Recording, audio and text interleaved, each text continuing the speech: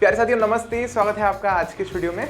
I hope आप लोग safe हो, अपने घर पे हो और अपने आस पड़ोसियों का, अपने घर वालों का या अपने फ्रेंड्स का भी ध्यान रख रहे हो और साथ ही साथ बहुत अच्छे से पढ़ाई भी कर रहे हो।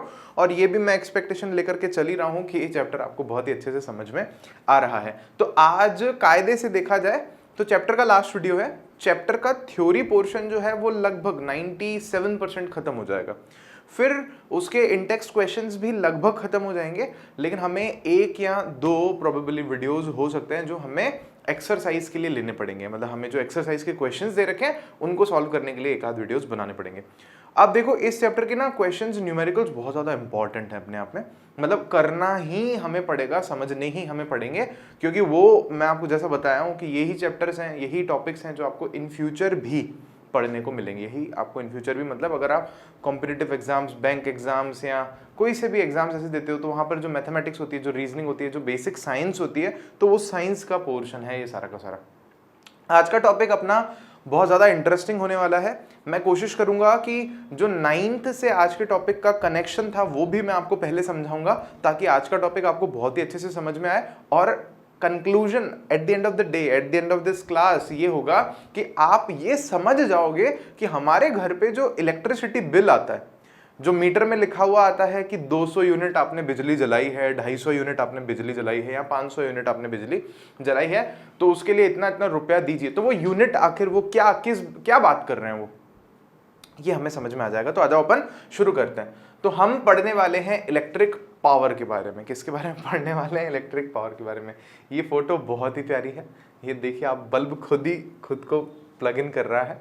खैर, तो इलेक्ट्रिक पावर, तो वैसे मैं आपको बता दूं आज केवल हम इलेक्ट्रिक पावर नहीं पढ़ेंगे, बल्कि है ना हम लोग जूल्स लॉ ऑफ हीटिंग भी है एक हमारी बुक में, वो पढ़ने वाले हैं। अगर हमारी एनसीईआरटी की बुक में आप सीक्वेंस देखोगे तो पहले हमें बता रखा है heating effect of electric current, ऐसा एक टॉपिक है, heating effect of electric current. और फिर जूल्स लॉ ऑफ हीटिंग बता रखा है, और फिर उसके बाद में डेली लाइफ में हमारे जो है जूल्स लॉ ऑफ हीटिंग के क्या इम्प्लीमेंट्स हैं, मतलब या क्या यूजेस हैं, वो बता रखा है। फिर हमें पावर के बारे में लास्ट में बताया गया है। लेकिन मैं आपको ये सीक्वेंस उल्टा पढ़ा रहा हूं, मैं आपको पहले पावर के बारे में पढ़ा रहा हूं और फिर मैं आपको जूल्स लॉ ऑफ हीटिंग के बारे में पढ़ाऊंगा। तो अगर आप बुक पढ़ रहे हो ना, तो आप थोड़ा सा पेज नंबर्स में कंफ्यूज मत हो ना, मैं बाद वाला टॉपिक पहले ले रहा हूं। उसके पीछे एक रीजन है, क्योंकि पावर अगर आप अच्छे से समझ लोगे तो आपको बाकी चीजें भी अच्छे से समझ में आ जाएंगी। ठीक है, बढ़े आगे। तो आगे बढ़ते हैं। देखो इलेक्ट्रिक पावर, अब हम सबसे पहले क्या समझ रहे हैं यहाँ पर कि यार इलेक्ट्रिक पावर है क्या। तो देखो उसके लिए हमारे पास में बहुत सिंपल से डेफिनेशन है। क्या? The rate at which work is done is referred to as power. Rate word क्या है, आज इसको हम अच्छे से इसका ना अपन ऑपरेशन ही कर डालेंगे। रेट वर्ड का, रेट का मतलब है यूनिट के लिए, एक यूनिट होने में या एक यूनिट टाइम में या एक यूनिट के लिए हमने कितना पैसा दिया, तो वो दरअसल क्या है? रेट है। मतलब अगर यहां पर मैं बहुत सिंपल लेमन टर्म में बोलूं, साधारण भाषा में, कि एक समय में, एक टाइम में कितना एनर्जी खर्च हुआ या कितना जो है वर्क डन हुआ, वही क्या है? पावर है। फॉर्मूला देखो आप, क्या है? P is to W divided by T. कैसे आया फॉर्मूला, अभी उस पर भी अपन डिस्कस करते हैं। हमें बुक में क्या बता रखा है, क्योंकि हमारा चैप्टर यहाँ पर क्या है? इलेक्ट्रिसिटी, रेजिस्टेंस, पोटेंशियल डिफरेंस, जो हम पढ़ के आए हैं काफी सारी चीजें। तो अगर हम उनको पावर से रिलेट करते हैं तो हमें अलग अलग फॉर्मूलाज देखने को मिलते हैं। जैसे कि एक मिलता है P is to V into I, दूसरा हमें मिलता है आई स्क्वायर आर, तीसरा हमें मिलता है V square divided by R. Got it? तो ये हमें अलग अलग फॉर्मूलाज इस चैप्टर में दिए हैं, बनाने पड़ेंगे, यूज करेंगे हम इनको फॉर्मूलाज में अलग अलग। तो ये कैसे बने हैं, या अभी भी आपके खोपड़े में चल रहा होगा कि सर ना आया समझ में, क्या चल रहा है पावर पावर। थोड़ा सा गहराई से चल के समझना पड़ेगा फिर अपने को, क्योंकि बुक में तो सीधा लिख दिया, बुक में कहा है आपको पता है, हमें तो लगता है पता है ना, आप पढ़ के आए 9th क्लास में, तो आपको तो पता होगा कि पावर का मतलब क्या होता है, वर्क डन का मतलब क्या होता है। अगर आप भूल भी गए हो तो don't worry, I am here. मैं अभी आपको बहुत ही अच्छे से इस टॉपिक को एक्सप्लेन करने वाला हूं। तो देखो पहले एक बात आप समझो, necessity is the mother of invention. Hindi में हम लोग कहते हैं ना, आवश्यकता ही आविष्कार की जननी है। सेम बात हर जगह अप्लाई होती है। इस दुनिया में जो कुछ भी बना है ना, ईच एंड एवरीथिंग, उसकी जरूरत महसूस हुई, फिर उसकी इन्वेंशन हुई। पहले उसकी जरूरत महसूस हुई। जैसे मान लो कैमरा, या अगर हम और सिंपल एग्जांपल लें तो देखो क्या ट्रेन बनी सबसे पहले, तो उसकी जरूरत महसूस हुई कि यार जल्दी पहुंचना हो कहीं पर तो ऐसा कुछ होना चाहिए, मशीन होनी चाहिए, घोड़े भैंस गधे धीरे धीरे चलते हैं, कोई अपने आप चलने वाला होना चाहिए कुछ, तो इसका इन्वेंशन किया। बात करने की जरूरत हुई तो हमने टेलीफोन का इन्वेंशन कर लिया।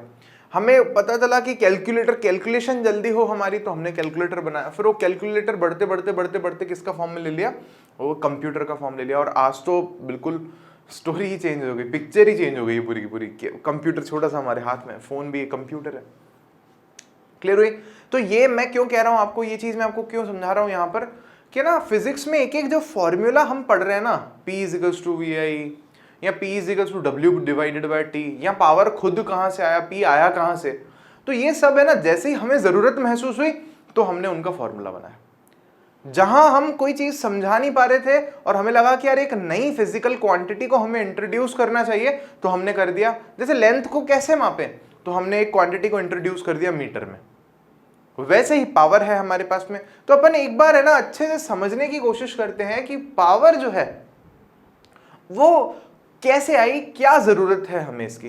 तो देखो मान लो हमारे पास में एक पेड़ है, यहाँ पर क्या है, हमारे पास में एक पेड़ है। और मैं आपको बता दूं, इससे पहले पावर को समझने से थोड़ा सा पहले आपको ये समझना पड़ेगा कि वर्क डन के बारे में हम पहले पढ़ चुके हैं 9th स्टैंडर्ड में। आपको बस इतना सा ध्यान रखना है, वर्क डन क्या है हमारे पास में। अगर हम फिजिक्स में देखें तो क्या होता है, फोर्स इनटू डिस्प्लेसमेंट। क्या होता है, फोर्स इनटू डिस्प्लेसमेंट, ये वर्क डन है। और ज्यादा अपन डिटेल में नहीं चलेंगे अभी, लेकिन आप ये ध्यान रखो, वर्क डन को हम लिखते हैं ऐसे ऐसे F और D लिखते हैं, या छोटा s भी लिख सकते हो डिस्प्लेसमेंट के लिए। और अगर हम इसकी यूनिट की बात करें तो वर्क डन की यूनिट हो जाती है न्यूटन, और डिस्प्लेसमेंट की यूनिट होती है मीटर, न्यूटन मीटर। तो न्यूटन मीटर, लेकिन न्यूटन मीटर को ही हम लोग क्या कहते हैं, जूल भी इसको हम लोग कहते हैं। अब हमें जो यहाँ पर बात ध्यान में रखनी है ना, वो समझना क्या है कि वर्क डन और एनर्जी जो है ना वो लगभग एक ही चीज है। आप ये मान करके चलो एक ही है। क्यों, समझना, जैसे मैं जितनी एनर्जी लगा रहा हूं कहीं पर भी तो उतना ही वर्क डन होगा। भाई मैंने अगर 5 जूल एनर्जी लगाई तो 5 जूल ही वर्क डन होगा, 6 नहीं हो सकता भैया, जितना लगाया उतना ही काम होगा। और उल्टा कह लो कि जितनी एनर्जी लगाओगे उतना ही काम होगा, या जितना काम हो रहा है उतनी ही एनर्जी लग रही है, एक ही बात है। दोनों की ही यूनिट हमारे पास में क्या है, वर्क डन की और एनर्जी की, जूल। अच्छा, जूल किसको बोला है हमने, न्यूटन मीटर को ही बोला है। साइंटिस्ट का नाम है हमारे पास में, उनके नाम पे हमने यूनिट का नाम रख दिया। हमने कहा फिर हम आलसी लोग न्यूटन और फिर मीटर दो चीजें क्यों बोलेंगे, तो बोले साहब newton metre is equals to joule, खत्म करो। अच्छा ठीक है, हाँ साहब समझ में आ गया। अब ये तो हुई वर्क डन की थोड़ी सी हिस्ट्री। अब हमें ना समझ में आएगा कि हमारे पास में पावर का कंसेप्ट क्या है, कहां से आया है। ध्यान देना, पूरा ध्यान देना यहां पर। तो देखो ये हमारे पास में एक गर्ल है और ये हमारे पास में एक बॉय है। ये काउ बॉय है और ये काउ गर्ल है। ऐसा अंग्रेजी में बोले तो काउ गर्ल का क्या मतलब होगा, चलो यार छोड़ो, अभी जो भी मतलब होगा। तो यहाँ देखो, यहाँ समझो थोड़ा सा। हम ये कह रहे हैं कि दोनों में कोई शर्त वर्त लग गई, बोले यार देखते हैं पेड़ पे पहले कौन चढ़ता है। तो मान लो पेड़ पर दोनों चढ़े हैं। अब हम थोड़ी सी फिजिकल क्वांटिटीज को यहाँ पर कंसिडर करेंगे। मैं आपको ये समझा रहा हूं, याद रखना कि पावर की जरूरत क्या पड़ी, पावर है क्या चीज, अगर हम समझना चाहें तो देखो क्या हुआ, दोनों चढ़ रहे हैं पेड़ पर। अब मान लो कि पेड़ की जो हाइट है ना वो दोनों के लिए ही सेम है, ऑब्वियस सी बात है। और पेड़ की हाइट मान लो कितनी है, 10 मीटर से। अच्छा साहब ठीक है, दोनों 10 मीटर हाइट चढ़े, ओके गॉट इट। अब यूं समझो कि है ना, जो गर्ल है वो तो चढ़ रही है पेड़ 100 सेकंड्स में, कितने सेकंड्स में, 100 सेकंड्स में। और ये जो बॉय है इसको चढ़ने में जो टाइम लग रहा है, टी बी लिख देता हूं मैं यहाँ पर, और ये टी जी लिख देते हैं अपन। ये बॉय जो है ये चढ़ रहा है, थोड़ा सा आलसी है ये बॉय, ये 200 सेकंड्स में चढ़ रहा है। ठीक है साहब, अब समझना हम ये जानना चाह रहे हैं कि यार दोनों में से ज्यादा काम किसने किया। तो देखना हम क्या करेंगे, वर्क डन का फॉर्मूला लगाएंगे। भाई वर्क देखना है तो वर्क का फॉर्मूला लगाएंगे। तो लड़की के लिए जब हमें वर्क डन देखना है, गर्ल के लिए, तो हम WG लिखेंगे। अच्छा WG का हम फॉर्मूला लगाएंगे, क्या फॉर्मूला लगाएंगे हम लोग यहाँ पर वर्क डन का, फोर्स इनटू हमारे को चाहिए डिस्प्लेसमेंट। डिस्प्लेसमेंट मतलब हो गया कि यार कितना ऊपर वो लोग चढ़ करके गए दोनों जने। तो यहाँ पर अभी भी हमने ये नहीं बताया कि दोनों ने कितना फोर्स लगाया। तो आप एक और बात यहां पर मान लो कि जितना फोर्स ये गर्ल लगा रही है उतना ही बॉय लगा रहा है, दोनों सेम भारी है। ऐसा भी नहीं कि लड़का बहुत मोटा है या लड़की बहुत ही ज्यादा पतली है, दोनों का वेट भी सेम है, तो दोनों को वर्क जो करना पड़ रहा है, या यूं कहो कि है ना जो फोर्स लगाना पड़ रहा है वो दोनों का लगभग सेम है। यूं देख लेते हैं अपन, यहाँ पर जो गर्ल फोर्स लगा रही है वो मान लेते हैं 100 न्यूटन है, जो बॉय फोर्स लगा रहा है वो भी हम लोग मान लेते हैं कितना है, 100 न्यूटन, क्योंकि हाइट तो सेम ही है, दोनों का वेट भी सेम ही है, तो ये 100 न्यूटन हो गया। अब हम लोग यहां कह रहे हैं WG कितना होगा, तो गर्ल का फोर्स लगा रही थी 100 न्यूटन, और अगर हम डिस्प्लेसमेंट की बात करें, डिस्प्लेसमेंट कितना ऊपर चढ़े वो, तो हम कहेंगे 10 मीटर्स। कितना आया, 1000 न्यूटन मीटर, या बोलो इसको 1000 जूल्स बोल दो। सेम अगर अपन बॉय की बात करें तो बॉय ने कितना फोर्स लगाया, हमने कहा 100 न्यूटन। कितनी हाइट चढ़ा वो बॉय, तो हमने कहा 10 मीटर्स, तो अगेन सेम थिंग 1000 जूल्स। तो प्रॉब्लम ये हो गई कि दोनों के लिए टाइम तो कंसिडर ही नहीं हुआ। भाई आपके हिसाब से लॉजिक लगाओ, कौन पहले चढ़ा है, तो हमने कहा गर्ल ने तो 100 सेकंड में ही चढ़ गई थी, ये जो बॉय जो लड़का है इसको तो 200 सेकंड लगा था, तो ये तो सुस्त आलसी कहीं का है, इसकी पावर कम है, इसकी पावर ज्यादा है। लेकिन ये चीज हमें यहां पर वर्क डन में पता नहीं चल रही, वर्क डन के फॉर्मूला में ये चीज हमें समझ में नहीं आ रही।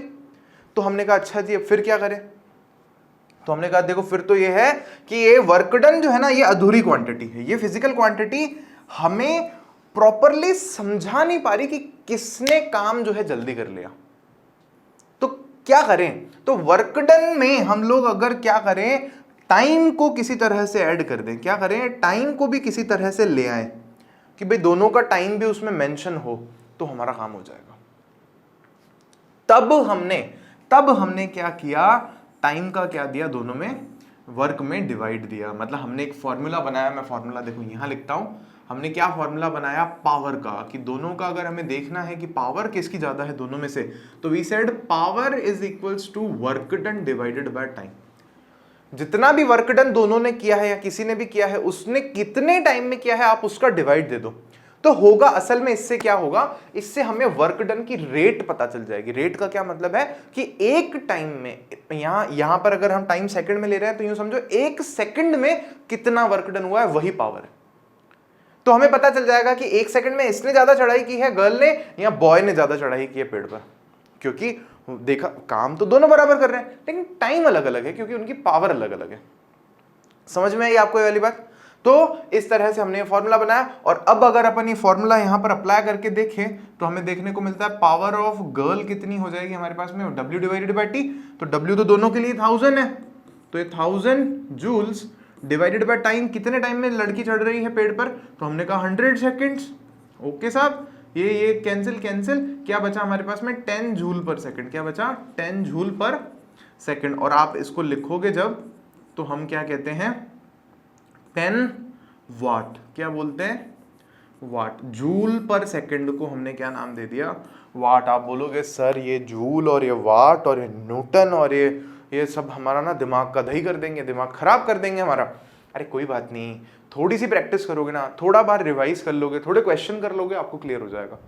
तो भाई पावर की यूनिट बन क्या रही थी कायदे से, पावर की यूनिट बन रही थी जूल पर सेकंड। क्या बन रही थी, जूल पर सेकंड। लेकिन हम आलसी लोग, हमने कहा सर जूल पर सेकंड लंबा है, और जूल वो अपने वो जो जेम्स वाट इतना काम करके गए, ट्रेन व्रेन बनाने में हेल्प किया उन्होंने, स्टीम इंजन बनाने में, तो उनको कुछ बेनिफिट भी मिलना चाहिए। तो हमने कहा साहब ठीक है, तो उनके नाम पे रख देते हैं, तो हमने जूल पर सेकंड को क्या नाम दे दिया, वाट। और सेम अब यही फॉर्मूला अगर मैं किसके लिए लगाऊं, देखो यहां पर आप उस बॉय के लिए लगाया जाए यही फॉर्मूला, तो हमें देखने को मिलता है, क्या देखने को मिलता है, हमें देखने को मिलेगा यहां पर P बॉय की पावर कितनी है हमारे पास में, तो हम कहेंगे वर्क डन बाय बॉय ने कितना वर्क किया था, तो वो तो सेम ही था 1000 जूल्स, डिवाइडेड बाय कितने टाइम में किया था, तो हमने कहा था टाइम तो 200 सेकंड्स है यहाँ पर, तो 2 0 से 2 0 तो कैंसिल हो गए, 2 का डिवाइड जब 10 में दिया तो 5 जूल पर सेकंड बचा, या इसको हम कहेंगे 5 जूल्स पर सेकंड को 5 वाट, W लिख देंगे बड़ा कैपिटल W। समझ में आई आपको ये वाली बात? तो यहां पर हमें साफ साफ दिख रहा है कि गर्ल की पावर 10 वाट है और बॉय की जो पावर है वो 5 वाट है, ओनली आधी है। और वो वहां लॉजिक में तो हमें दिख ही रहा था कि गर्ल की पावर ज्यादा है इसलिए वो जल्दी चढ़ रही है, बॉय की पावर कम है इसलिए वो लेट चढ़ रहा है। तो ये चीज हमने एक्सप्लेन कैसे की, पावर के कॉन्सेप्ट से की। तो एक साइंटिस्ट का यही काम है एक मैथमेटिशियन का, एक साइंटिस्ट का यही काम है, जो लॉजिक आप लगा रहे हो ना उसको मैथमेटिक्स में वो एक्सप्लेन कर दे, लिख के आपको दिखा दे। क्यों? क्योंकि अगर कल को कोई ट्रेन बनानी है, अगर अपने को बस बनाना है, एरोप्लेन बनाना है, तो वो लॉजिक से थोड़ी चलता है।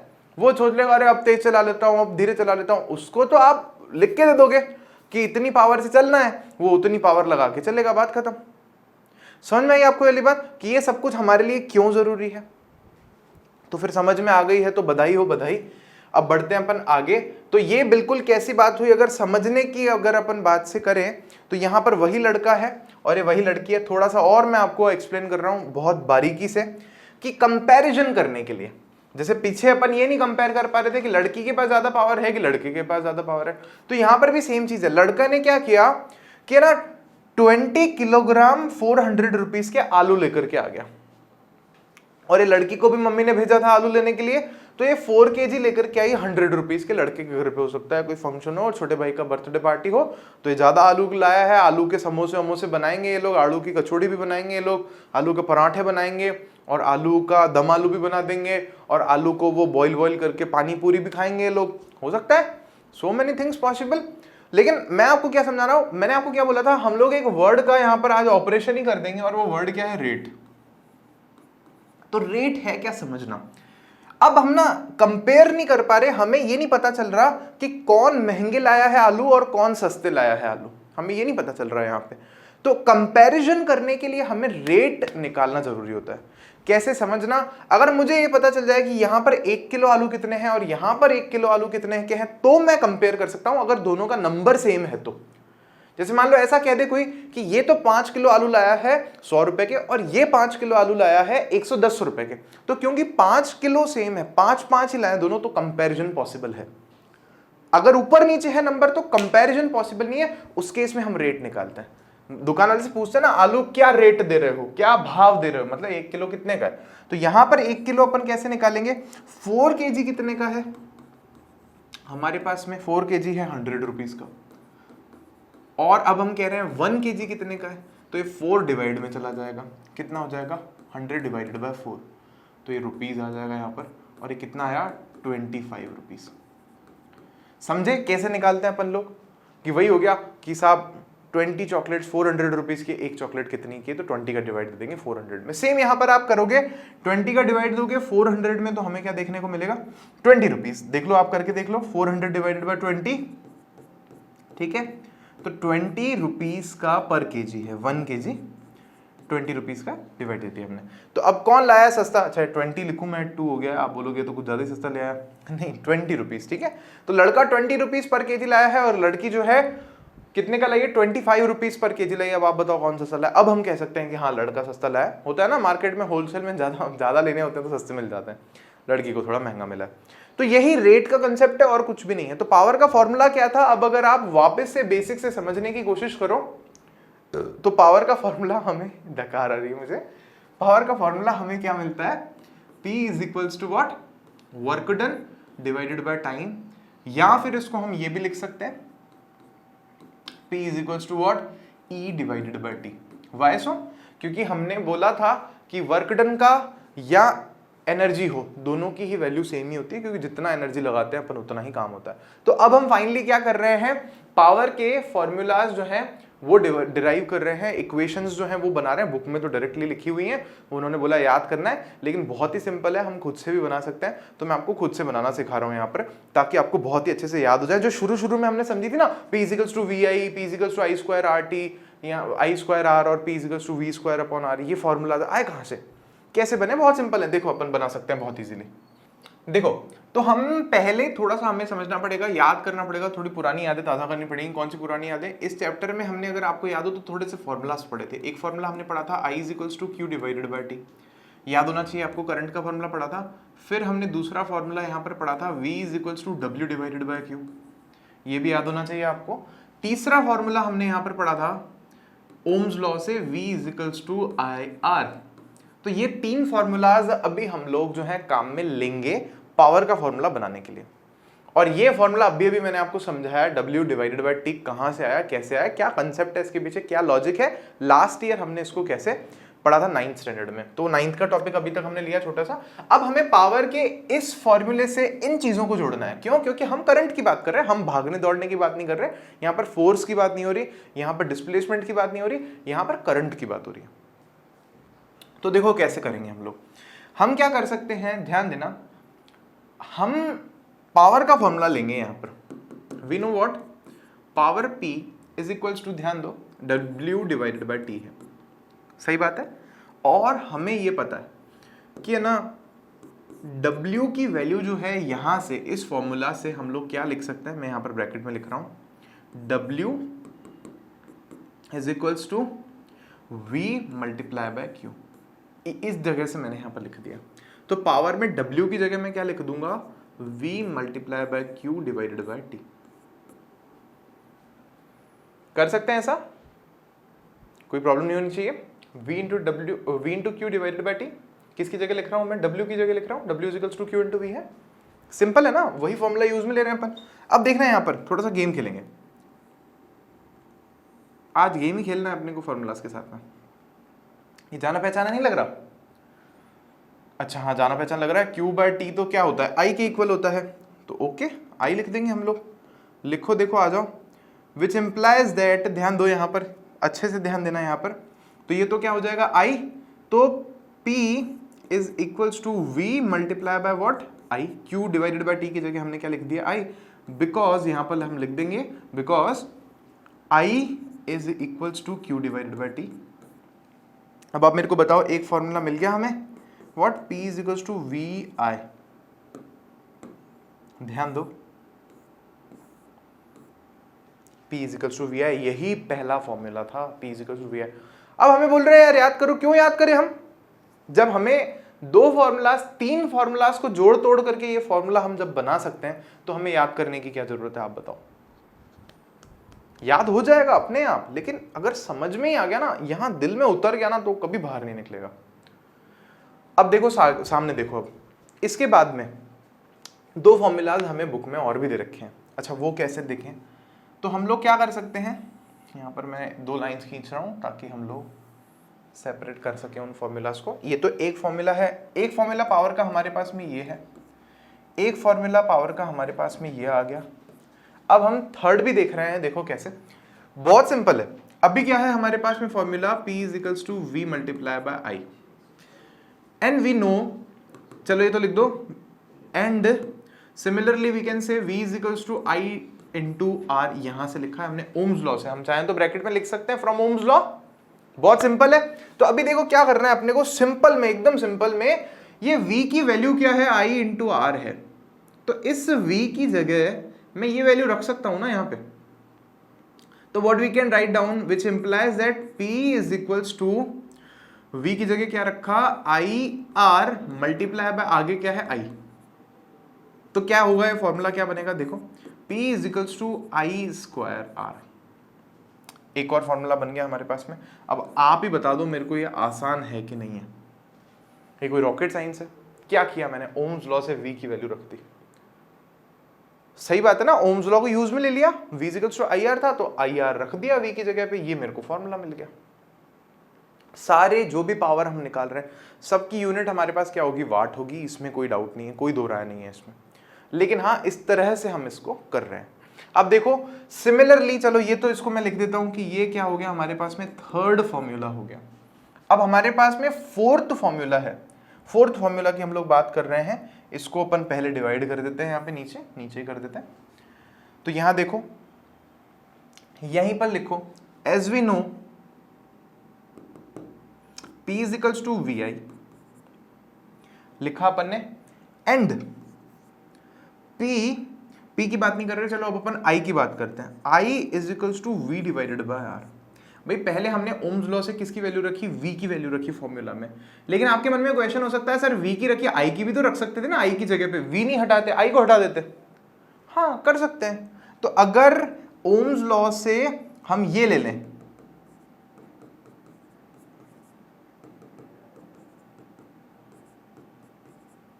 अगर ओम्स लॉ से हम I की वैल्यू रखें, यहां पर ये वाली वैल्यू यहां रखें, I की वैल्यू देखो कौन सी कहां रखनी है हमें, ये I की वैल्यू है ओम्स लॉ से, इसको इस फॉर्मूले में यहां रखना है। तो हमें क्या देखने को मिलेगा, हम लिखेंगे P is equals to V multiply by I की जगह क्या आ जाएगा V डिवाइडेड बाय R। तो क्या देखने को मिलेगा, V square divided by R। इसको हम लोग यहां लिख देते हैं P is equals to V square divided by R। ये हमारे पास में एक और फॉर्मूला आ गया। समझ में आया क्या? अब आप देखो, यही फॉर्मूला से हमने आज की क्लास अपनी शुरू की थी। मैं दिखाता हूं, देखो आपको कहां पर है। इसी को समझने के लिए हम है जो इतना आगे पहुंचे हैं। ये देखो, ये सारे फॉर्मूलाज पहली स्लाइड पर इस चैप्टर की, इस लेक्चर के लिखे हुए थे।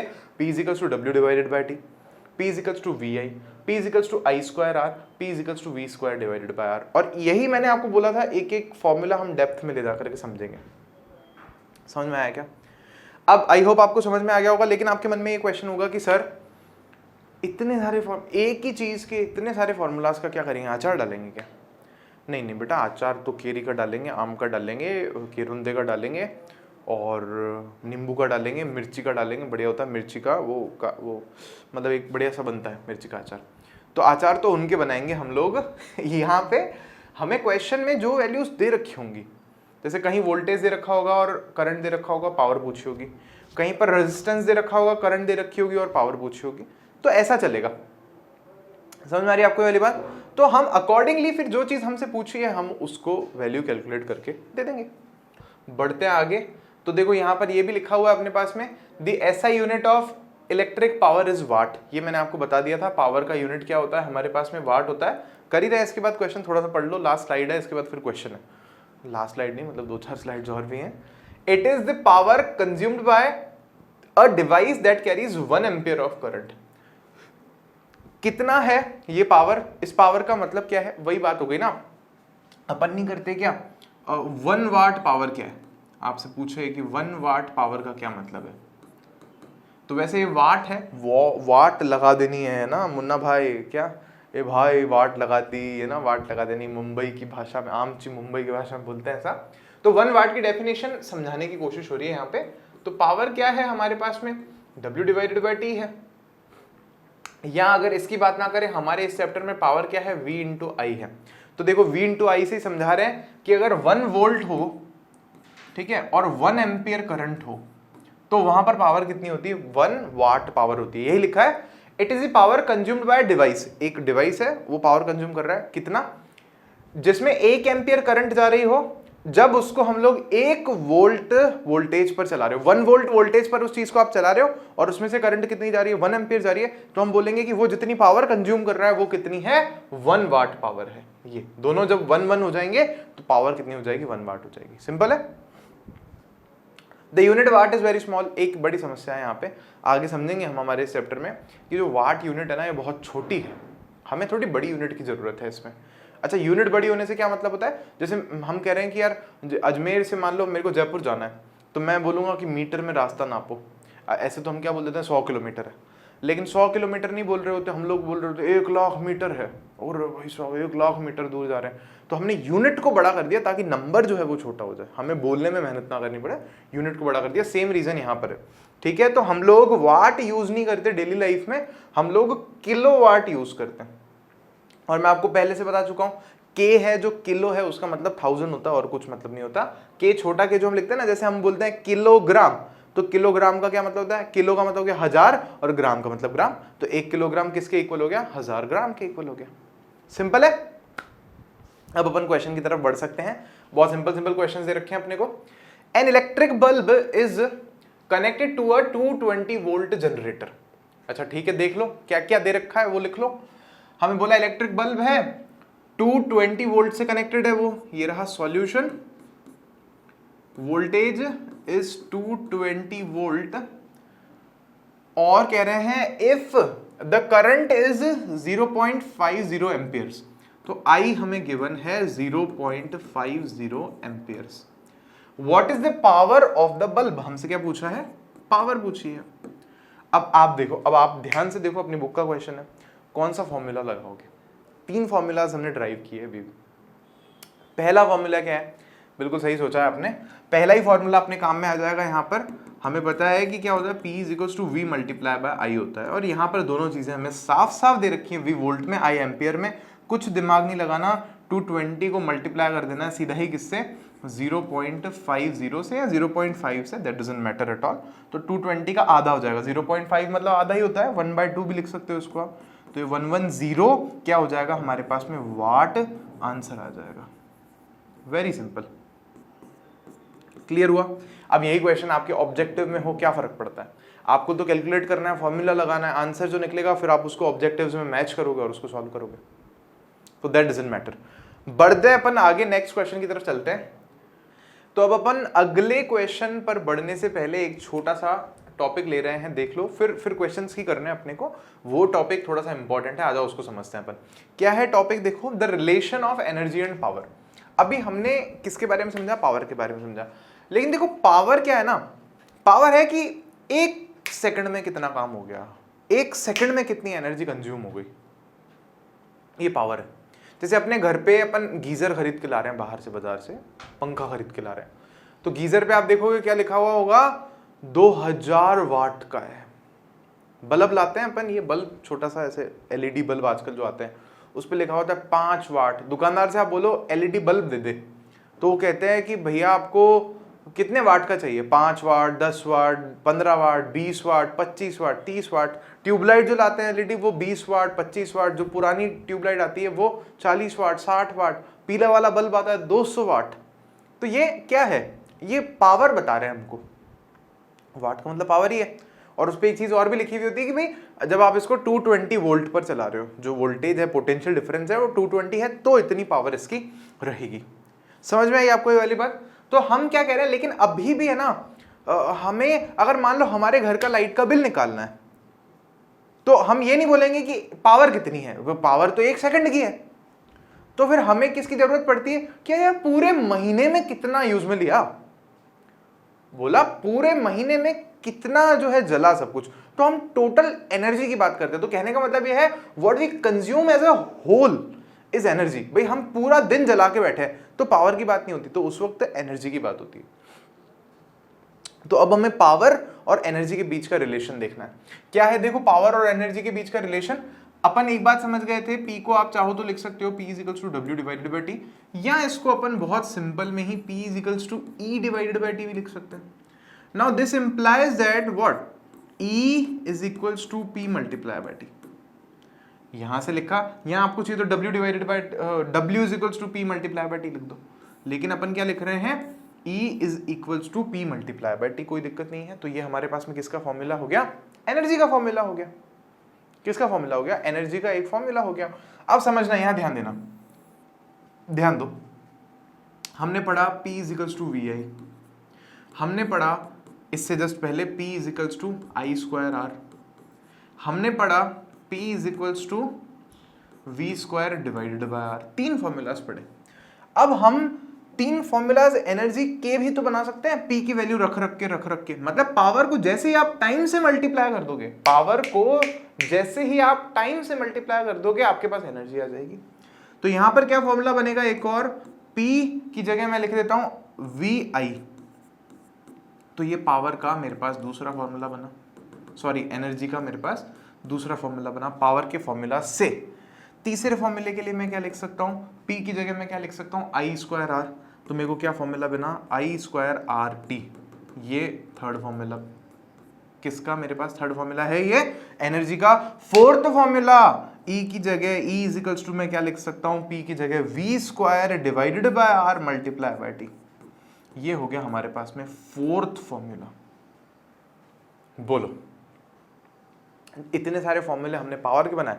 अब उन्हीं पावर के फॉर्मूला की हेल्प से हमने एनर्जी के भी ढेर सारे फॉर्मूले बना दिए। कुछ भी नहीं है, पावर का जो फॉर्मूला ना, उसको टाइम से मल्टीप्लाई कर दोगे तो आपके पास में एनर्जी आ जाएगी। भाई जो हमारे घर पे लाइट का बिल आ रहा है ना, वो पूरा महीना या पूरा 2 महीना हमने कितनी एनर्जी कंज्यूम की है उसका बिल है, पावर का बिल नहीं है। पावर तो 1 सेकंड के लिए है, समझो इस बात को, पावर यूनिट टाइम के लिए होती है। तो ये हमारे पास में एनर्जी का कंसेप्ट आया। अब अगर हम देखें एनर्जी की यूनिट क्या होती है हमारे पास में, वैसे तो हमने कहा था कि एनर्जी की यूनिट क्या होती है, जूल होती है, लेकिन फिर हमने बाद में ध्यान दिया कि यहां पर भी अगर हम देखें तो कायदे से तो जूल होनी चाहिए, लेकिन फिर वो छोटी यूनिट है। हमने क्या देखा था, इसको ध्यान से देखो यहां पर, कि पावर जो है, पावर की यूनिट हमारे पास में क्या है, अगर हम यहाँ पर E की यूनिट देखें एनर्जी की, तो पावर की यूनिट क्या है हमारे पास में यहाँ पर, तो आप देखोगे वाट। और टाइम की यूनिट अगर हम देखें तो अभी अभी हमने थोड़ी सी देर पहले समझा था कि जो टाइम वाट है वो भी छोटी यूनिट है। और अगर टाइम की यूनिट मान लो अगर हम यहाँ पर सेकंड लेते हैं तो ये भी छोटी यूनिट है, हमें बड़ी यूनिट चाहिए। तो हम क्या करते हैं, वाट की जगह तो लेते हैं किलो वाट। ठीक है, किलो मतलब 1000 भी उसमें ऐड कर देते हैं, हम बात ही किलोग्राम में करते हैं। किलो जैसे किलोग्राम में लाते हैं ना अपन चीजें, किलोमीटर में जयपुर जाना होता है, मीटर में नहीं बोलते हम। तो सेम यहाँ पर हम किलो वाट में बोलते हैं, वाट में नहीं बोलते। और सेकंड की जगह हम लोग क्या काम में लेते हैं, आर, घंटा। इसको हिंदी में बोलते हैं किलो वाट घंटा या किलो वाट आर। मतलब जहां पर भी आपको एनर्जी की यूनिट, सॉरी पावर की यूनिट के साथ में टाइम लिखा हुआ दिख जाए, टाइम की यूनिट दिख जाए, तो वो किसकी यूनिट हो जाती है, वो एनर्जी की यूनिट हो जाती है। तो थोड़ा सा हो सकता है कि समझ में नहीं आ रहा हो, लेकिन जब अपन क्वेश्चंस करेंगे तो ये टॉपिक और अच्छे से क्लियर हो जाएगा। और एक काम करते हैं ना, अपन इसको पहले लिखे हुए को थोड़ा समझ लेते हैं, अपनी बुक में क्या क्या लिखा है कि since electrical energy is produced is product of power and time. Energy क्या है, प्रोडक्ट है, मल्टीप्लीकेशन है, किसका, पावर का और टाइम का। The unit of electrical energy is therefore watt hour. भाई यूनिट क्या हो गई, वाट आर हो गई, वाट को आर से, टाइम से हमने मल्टीप्लाई कर दिया, सिंपल है। फिर हम कह रहे हैं आगे 1 watt hour, 1 watt hour is the energy consumed when 1 watt of power is used for an hour. वही बात हो गई कि एनर्जी 1 वाट आर कब होगी, तो हमने कहा एनर्जी का फॉर्मूला है हमारे पास में P इंटू टी। तो P जब कितना हो जाएगा हमारे पास में 1 वाट, और टाइम हमारे पास में कितना हो जाएगा 1 सेकेंड, तो उस वक्त हमें देखने को मिलेगा कि जो एनर्जी है वो कितनी हो गई है, 1 वाट आर। अगर कोई भी डिवाइस है 1 वाट पावर का है और उसे हम चला रहे हैं, मान लो 1 सेकंड तक चला रहे हैं, तो 1 वाट सेकंड हो जाएगा। सेकंड गलती से मैंने यहाँ लिख दिया है, बाकी हाँ इसको अगर हम आर चलाएं, 1 घंटे तक चलाएं अगर उसको 1 वाट पावर वाले इंस्ट्रूमेंट्स को, तो एनर्जी कितनी कंज्यूम हो जाएगी, 1 वाट आर एनर्जी कंज्यूम हो जाएगी। अब देखो इसको तो मैं मिटा रहा हूं यहां से, तो आगे देखो the commercial unit of electric energy is kilowatt hour. जो कॉमर्शियल यूनिट है ना, जो हमारे घर पे बिल आता है, तो उसके लिए हम कौन सी यूनिट यूज में लेते हैं, किलोवाट आवर। क्या काम में लेते हैं, किलोवाट आवर। रीजन फिर यहां पर यही है कि जब हम नंबर बड़ा बोलते हैं तो यूनिट छोटी होती है, तो हमारे लिए बोलने में कंफर्टेबल नहीं रहता। तो यहां पे हमने क्या किया, यूनिट को बड़ा कर दिया ताकि नंबर जो है, जो न्यूमेरिकल वैल्यू है वो छोटी हो जाएगी। तो हमारे पास में यूनिट क्या है, किलोवाट आर क्या है, और इसी को हम लोग नॉर्मल लेमन लैंग्वेज में क्या कहते हैं, यूनिट। किलोवाट आर को हम लोग हमारे घरों में क्या कहते हैं कि 200 यूनिट बिजली है ना, 200 यूनिट एनर्जी कंज्यूम की है हमने, या 200 यूनिट वर्क डन हुआ है, यूं समझ लो आप, एक महीने में, फिर उसके हिसाब से बिल आता है। और 1 किलोवाट आर या 1 यूनिट किसके इक्वल होता है, मैं यहां पर लिख देता हूं। देखो हम जब क्वेश्चंस करेंगे तो अच्छे से समझ में आएगा, टेंशन बिल्कुल भी मत लो। वीडियो को रोक सकते हो, पॉज कर सकते हो, वापस से देख सकते हो, टेंशन मत लो। 1 किलोवाट आवर किसके इक्वल है, 1 किलो की जगह तो क्या आ गया 1000, के का मतलब क्या होता है 1000, तो यहाँ 1000 आ गया। वाट का वाट, और आर की जगह कितना आ गया 3600 सेकंड्स। तो जब दोनों को मल्टीप्लाई किया तो हमें क्या लिखने को मिला 3.6 10⁶ वाट सेकंड। और वाट सेकंड का क्या मतलब होता है, जूल। तो 3.6 इंटू 10⁶ किसका मतलब है, किसके इक्वल है, 1 यूनिट इतने जूल्स के इक्वल होता है। मतलब किलोवाट आवर और जूल दोनों ही एनर्जी है, लेकिन ये बड़ी यूनिट है, ये छोटी यूनिट है। जैसे हमारे घर में अपन नॉर्मल में बोलते हैं ना 1 घंटा, तो 1 घंटा बड़ी यूनिट है, लेकिन 1 घंटे में देखें तो मिनट 60 होते हैं, सेकंड्स देखें तो 3600 होता है। तो यही कहने का मतलब है, और कुछ कहने का मतलब यहाँ पर नहीं है। सिमिलर तरीके से एक क्वेश्चन देखते हैं ना अपन बुक का, तो आइडिया अपने को ज्यादा लग जाएगा। एन इलेक्ट्रिक रेफ्रिजरेटर रेटेड 400 वाट। एक कोई रेफ्रिजरेटर है अपने पास में घर पे, ये देख लेते हैं अपन एक क्वेश्चन। तो उसकी पावर हमें कितनी दे रखी है, 400 वाट। अच्छा ये W नहीं लिखना था मेरे को, पावर लिखना था, मैंने यूनिट पहले लिख दी। तो पावर हमें दे रखी है 400 वाट। फिर हमें दे रखा है ऑपरेट्स 8 आवर्स अ डे। तो एक दिन में अगर उसका टाइम हम देखें तो वो कितना है हमारे पास में, 8 आवर्स अ डे। एक दिन में 8 घंटे चलता है। अच्छा ठीक है, what is the cost of the energy to operate it for 30 days. भाई इसको कितने दिन तक चला रहे हैं हम लोग, तो डेज की अगर हम बात करें तो हम लोग इसको 30 डेज तक चलाएंगे। रेफ्रिजरेटर है, उस पर लिखा हुआ है, मान लो रेफ्रिजरेटर है, वो खरीदने गए मार्केट में, तो उस पर लिखा हुआ है 400 वाट का है। हमने कहा ठीक है साहब, तो बोला एक दिन में हम उसको कितना चला रहे हैं, 8 घंटे चला रहे हैं। हाँ साहब ठीक है। तो फिर बोला कि ना उसको 30 दिन तक चलाएंगे। हाँ ठीक है, तो ये बताओ उस रेफ्रिजरेटर का 30 दिन का बिल कितना आएगा जब हमें ये कहा जा रहा है कि पर किलोवाट आवर या पर यूनिट के लिए हमें 3 रुपया बिल उसका देना पड़ेगा, 3 रुपीज पर यूनिट के लिए हमें देना पड़ेगा। तो हमने कहा अरे वेरी सिंपल, तो हम यहाँ क्या करेंगे, पहले तो टोटल टाइम निकालेंगे। तो टोटल टाइम मतलब 30 दिन में टोटल कितने घंटे चलेगा, तो हमारे पास में क्या आ जाएगा 30 मल्टीप्लाई बाय 8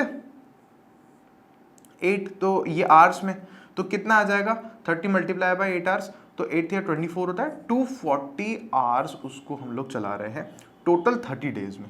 तो ये तो हमारे पास में आ गया टोटल टाइम।